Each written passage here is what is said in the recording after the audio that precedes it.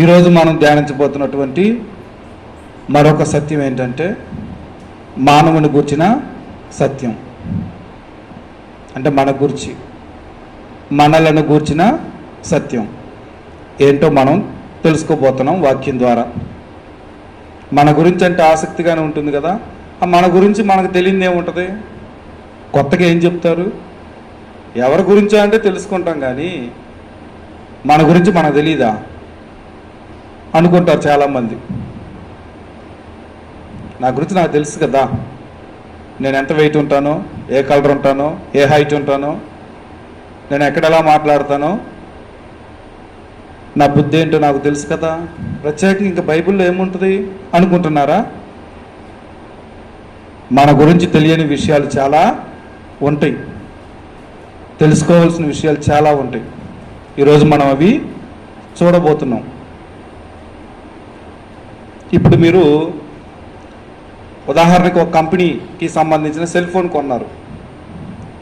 ఒక company cell phone కొన్నారు. ఆ సెల్ ఫోన్లో ఉన్న బలమేంటో బలహీనతలేంటో ఆ తయారు చేసిన కంపెనీకి తెలుసా తెలీదా? తెలుసు. అది ఎన్నాళ్ళు పనిచేస్తుందో, మనం అశ్రద్ధ చేస్తే ఎక్కడ ప్రాబ్లమ్స్ వస్తాయో, మనం ఎలా పడితే అలా వాడితే ఎక్కడెక్కడ అది స్ట్రక్ అయిపోతుందో, బ్యాటరీ ఫెయిల్ అయిపోతుందో, లోపల ఉన్న సాఫ్ట్వేర్ పాడైపోతుంది, ఇవన్నీ కూడా ఆ కంపెనీ అతనికి తెలుసా తెలీదా? ఎందుకంటే అది నిర్మించింది వాళ్ళే కాబట్టి, తయారు చేసింది వాళ్ళే కాబట్టి వాళ్ళకి తెలుసు దానికి ఉన్న బలం ఏంటో, వీక్నెస్లు ఏంటో అన్నీ వాళ్ళకి తెలుసు. అందుకే మనం కొన్న కంపెనీ సెల్ ఫోను ప్రాబ్లం వస్తే ఎక్కడ తీసుకెళ్తాం? ఆ తయారు చేసిన కంపెనీ సర్వీస్ సెంటర్ ఉంటుంది, అక్కడికి వెళ్ళి చూపిస్తాం. ఎందుకని వాళ్ళు అయితేనే కరెక్ట్గా చేస్తారు. మిగతా వాళ్ళు అయితే ఏం చేస్తారు? దాన్ని ఎలాగంటే అలా పాడు చేసేసి ఏదో ఒకటి చేసి మన చేతికి ఇస్తారు, డబ్బులు ఎక్కువ తీసుకుంటారు, మరలా ఆ ప్రాబ్లం పునరావృతం అవుతుంది, మరలా ఆ ప్రాబ్లం రిపీట్ అవుతుంది. అందుకే ఏమంటారు? కంపెనీ వాళ్ళకి చూపించండి అంటారు. వాళ్ళైతే కరెక్ట్గా చెప్తారు, దానికి సంబంధించిన వాళ్ళే కదా అని. అందుకే బయట అనుకో డూప్లికేట్ వస్తువులు వేస్తారు, అవి మరలా పోతాయి, మళ్ళీ మళ్ళీ వేయించాలి, చాలా డబ్బులు ఖర్చు అవుతాయి అని కరెక్ట్గా దానికి సంబంధించిన కంపెనీ సర్వీస్ సెంటర్ ఎక్కడుందో చూసి అక్కడికి వెళ్ళి వేయించుకుంటారు. వారికైతేనే దాని యొక్క ప్రాబ్లం అర్థమైద్ది, సరి చేస్తారు. అలాగే మనల్ని మనం నిర్మించుకున్నామా? మనల్ని మనం తయారు చేసుకున్నామా? మనకు మనముగా ఏర్పడ్డామా? మీ శరీరాలను మీరే తయారు చేసుకున్నారా?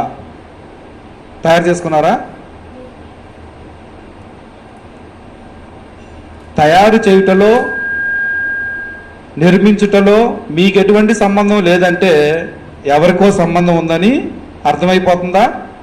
అర్థమవుతుంది. ఉదాహరణకి నా చేతిలో ఉంది ఇది మౌత్. దీన్ని చూస్తే ఏం అర్థమవుతుంది? తనకు తానుగా వచ్చినట్టుందా, ఎవరైనా తయారు చేసినట్లుందా? దీనికి సంబంధించిన కంపెనీ ఉంటుంది, ఆ కంపెనీ వాళ్ళు తయారు చేశారు.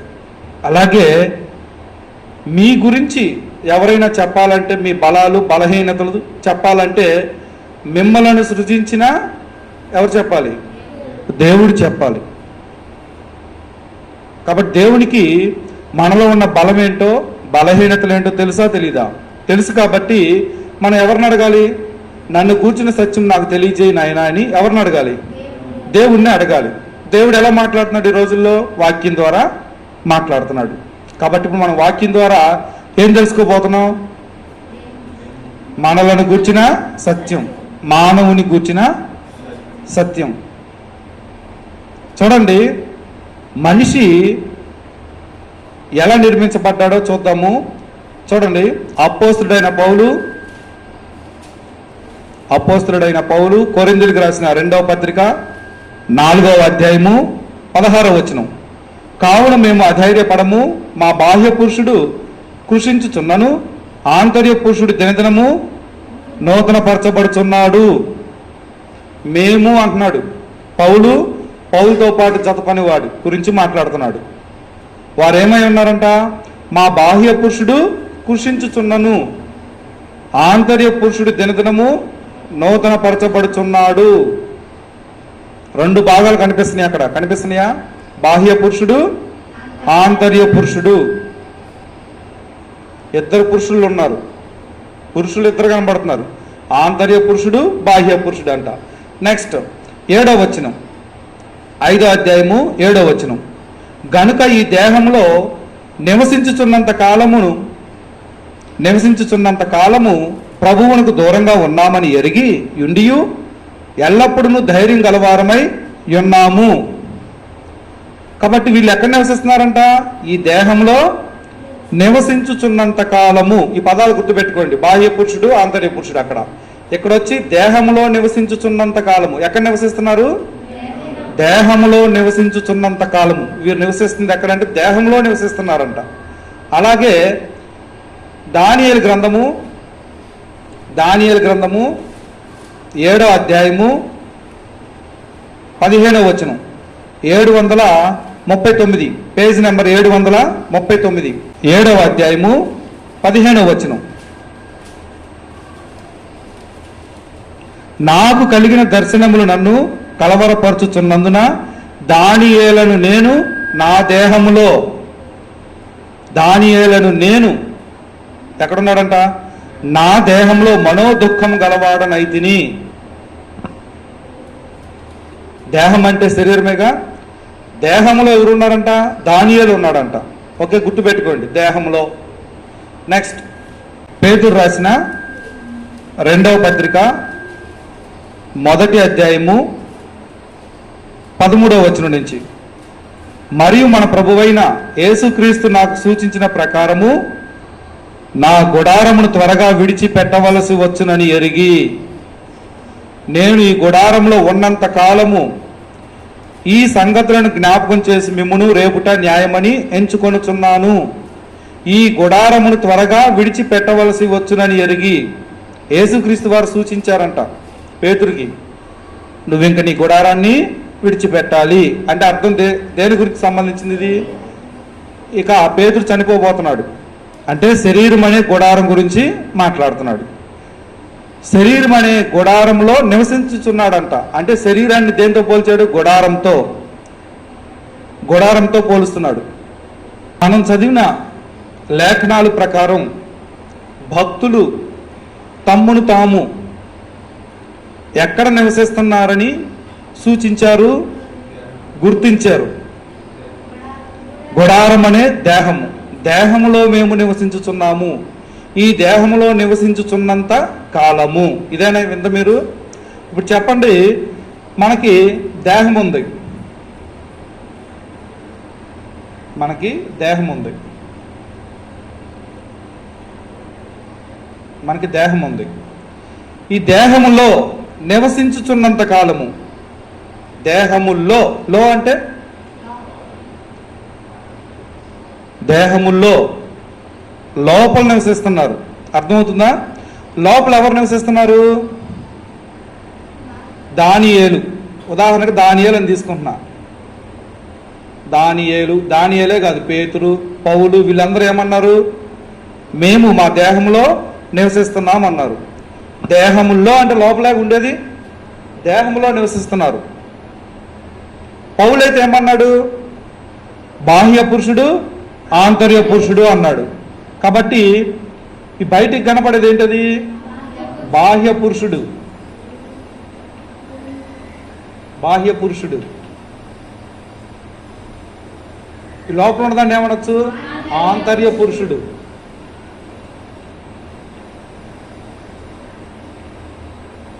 కాబట్టి వాళ్ళు మాట్లాడిన మాటలను బట్టి ఏమర్థమైంది? మనిషి ఎన్ని భాగాలని కనపడుతుంది? 2 భాగాలు. లోపల ఒక పురుషుడు ఉన్నాడు, బయట ఒక పురుషుడు ఉన్నాడు.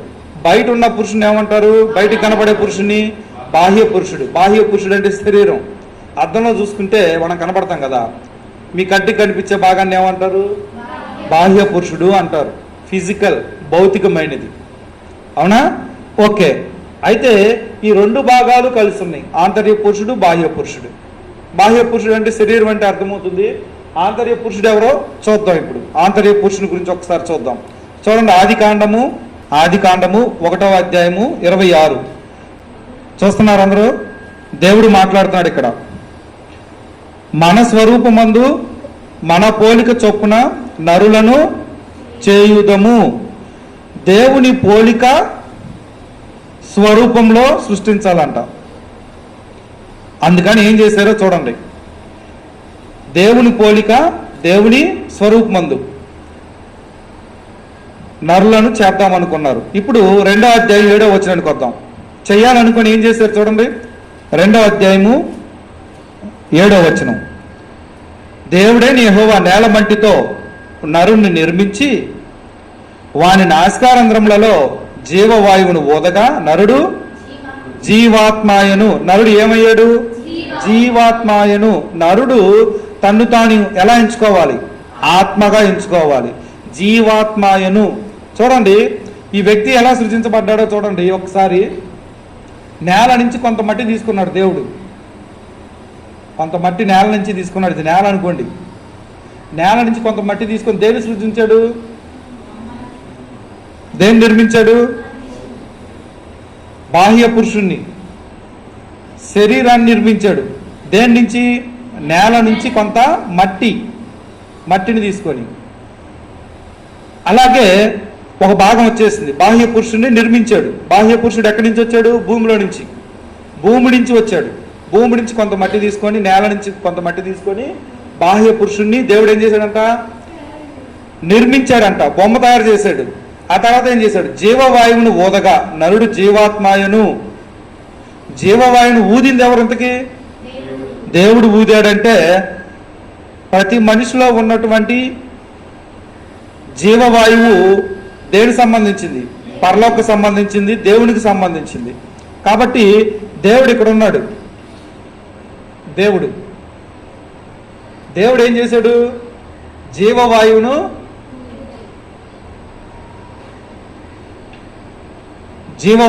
ఊదగా. ఇప్పుడు ఎన్ని భాగాలు కలిసినాయి? నేల నుంచి కొంత మట్టి తీసుకొని బాహ్య పురుషుణ్ణేమో నిర్మించాడు. జీవవాయువుని దేవుడు ఊదాడు. ఊస్తే నరుడు ఏమయ్యాడు? జీవాత్మాయను. జీవాత్మాయను అంటే ప్రతి మనిషి తన గురించి తాను ఏమనుకోవాలి? నేనంటే బాహ్య పురుషుడు అనుకోవాలా? నేనంటే ఆత్మ అనుకోవాలా? ఆత్మని భక్తులందరూ అనుకున్నారు కదా. పేతురు కూడా ఏమనుకున్నాడు? ఈ గుడారము విడిచిపెట్టవలసి వచ్చిన అన్నాడు. గుడారమేమో భూ సంబంధమైనది, నేల నుంచి తీసి నిర్మించబడింది. మరి లోపల ఉన్న పేతురు ఎక్కడి నుంచి వచ్చాడు? దేవుడు సృజించాడు. పరలోక సంబంధమైనది ఒకటేమో పరలోక సంబంధమైనది, ఒక భాగం ఆంతర్య పురుషుడు ఆత్మ. అలాగే బాహ్య పురుషుడు మన అర్థంలో చూసుకుంటే కనిపించేటువంటి భాగం భౌతికమైనది, అదేమో భూ సంబంధమైనది. 2 భాగాలు కలిపాడు. ఒకటేమో భూ సంబంధమైనది బాహ్య పురుషుడు, ఒకటేమో పరలోక సంబంధమైనది జీవవాయువుని ఊదగా అన్నాడు. ఈ 2 భాగాలు కలిస్తే నరుడు జీవాత్మాయను. ఇంకా కదలటం, మాట్లాడటం, నవ్వటం, దుఃఖించటం, సంతోషించటం, ప్రేమించటం, ఏంటి సహాయం చేయటం, కనికర పట్టి, ఇవన్నీ మనిషి చేస్తున్నాడు. అది జీవవాయువు లేదనుకోండి, లోపల జీవవాయువుని దేవుడు ఊదలేదనుకోండి, ఆ మనిషి ఇంకేం చేయలేడు, కదలకుండా ఉంటాడు. కానీ దేవుడు ఏం చేశాడు? జీవవాయువుని ఎప్పుడైతే ఊదాడో ఆ వ్యక్తి ఏం చేస్తున్నాడు? దేవుని వలె మంచి పనులు చేయగలుగుతున్నాడు. ఎందుకంటే దేవుడు ముందే చెప్పాడు 1వ అధ్యాయం 26లో, తన పోలిక చొప్పున తన స్వరూపమందు అన్నాడు. కాబట్టి మనలో ఉన్న ఆత్మకు ఉన్నటువంటి లక్షణాలు ఏంటి? దేవుని పోలిక ప్లస్ దేవుని స్వరూపం. దేవుని పోలిక ప్లస్ దేవుని స్వరూపం. పరలోక సంబంధమైనది ఏ పోలిక కలిగి ఉన్నది? ఆదికాండం 1:26 ప్రకారం దేవుని పోలిక, దేవుని స్వరూపము. కాబట్టి ప్రతి మానవుడు శాశ్వతమైనటువంటి ఆత్మ గురించి ఆలోచించాలా? కృషించిపోయే బాహ్య పురుషుడి గురించి ఆలోచించాలా? ఆత్మ గురించి. తానంటే ఏమనుకోవాలి? అందరూ ఆత్మ అనుకోవాలి. ఆత్మ గురించి ఎక్కువగా పట్టించుకోవాలి. శరీరాన్ని పట్టించుకోవద్దని నేను చెప్పట్లా, ఆత్మను మరి ఎక్కువగా పట్టించుకోవాలి. ఎందుకు పట్టించుకోవాలంటే ఆ రెండింటిని కలిపిన దేవుడే ఆ రెండింటిని మరలా ఏం చేస్తాడు? వేరు చేస్తాడు. ఆ రెండింటిని వేరు చేస్తుంది కూడా దేవుడే. చూడండి, ప్రసంగి గ్రంథము 12వ అధ్యాయము 7వ వచనం. మన్నైనది వెనుకటి వలనే మరలా భూమికి చేరును. భూమి నుంచి వచ్చింది మరలా ఎక్కడికి వెళ్ళిద్దంట? ఇగో భూమి నుంచి వచ్చింది ఏంటది? మట్టి అయినటువంటి శరీరము మరలా ఎక్కడికి వెళ్ళిద్ది? మట్టిలోకి వెళ్ళిపోయిద్ది. మరలా భూమికి చేరును. ఆత్మ దాన్ని దయచేసిన దేవుని వద్దకు మరలా పోవును. ఏవేవి ఎక్కడి నుంచి వచ్చినాయో అవి మరలా విడిపోయి అక్కడికి వెళ్ళిపోతాయి అంట. కాబట్టి దాన్ని ఏమంటారంటే మరణం, భౌతిక మరణం అంటారు. చూడండి, ఈ మట్టికి మరలా ఏమైంది? మార్చబడిద్ది. అలాగే ఆత్మ మరలా తాను దయచేసిన దేవుని వద్దకు వెళ్ళిపోతుంది. ఎలాగైతే కలిసినాయో వాటిని సపరేట్ చేసేది కూడా దేవుడే.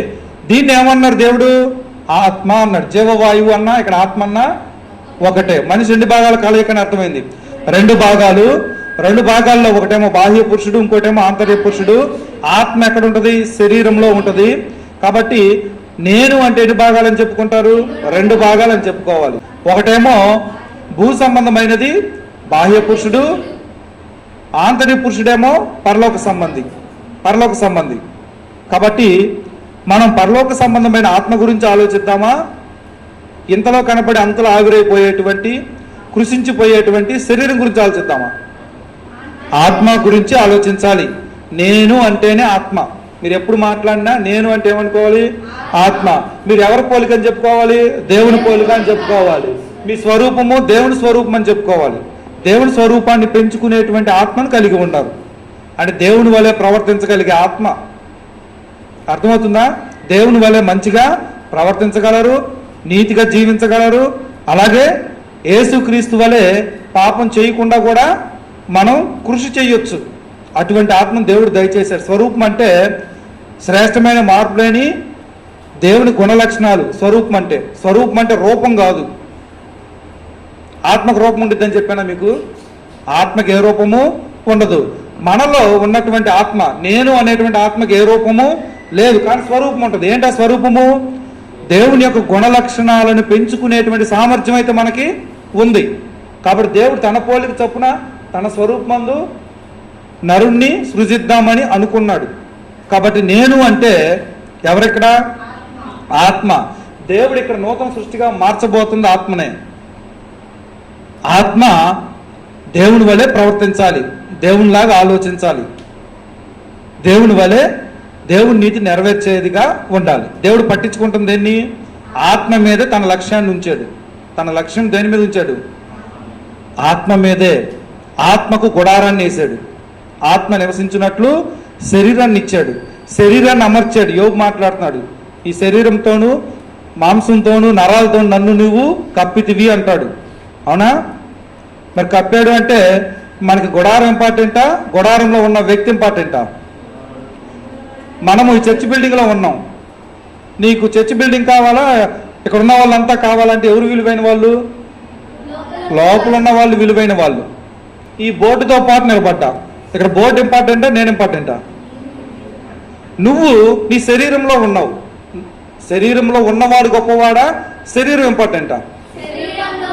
ఉన్నవాడు, లోపల ఉన్నవాడు. అందుకే భక్తులందరూ నేను అంటే ఆత్మ అని భావించారు. మీరు ఎప్పుడైనా నేను అంటే ఆత్మ అని భావించారా? అద్దంలో చూసుకొని మీ శరీరాన్ని చూసుకొని నేనంటే శరీరం అనుకున్నారా? నేనంటే శరీరము అని అనుకుంటూ జీవించుంటారు. మనిషి 2 భాగాల కలయిక. ఆ విషయం తెలిసిందా లేదు ఇప్పుడు మనకి?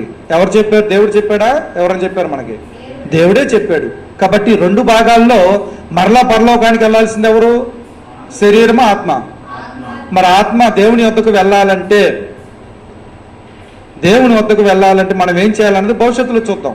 ఎవరు దేవుని వద్దకు వెళ్తారో, ఎవరు దేవుని వద్దకు వెళ్ళరో అనేది రానే ఉన్న క్లాసుల్లో మనం చూద్దాం.